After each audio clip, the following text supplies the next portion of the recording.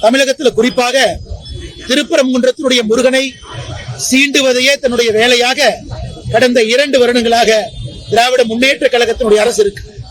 மாமிச சாப்பிடுறது, ராமநாதபுரத்தினுடைய இந்திய யூனியன் முஸ்லீம் லீக் எம்பி பிரியாணியை கொண்டு போய் மேல சாப்பிடுறது, மலையினுடைய பெயரை சிக்கந்தர் மலை என்று மாற்றுவதற்கான முயற்சி, நீதிமன்றம் தீர்ப்பு கொடுத்த பிறகு அதை மதிக்க மாட்டேன் என்று இவர்களாகவே சட்டம் ஒழுங்கை சீர்குலைத்து பிரச்சனை ஏற்படுத்துவது, இதையெல்லாம் மக்கள் பார்த்துக் கொண்டிருக்கின்றார்கள். நிச்சயமாக தமிழகத்தினுடைய 2026 சட்டமன்ற தேர்தலில் எதிரொலிக்கும்.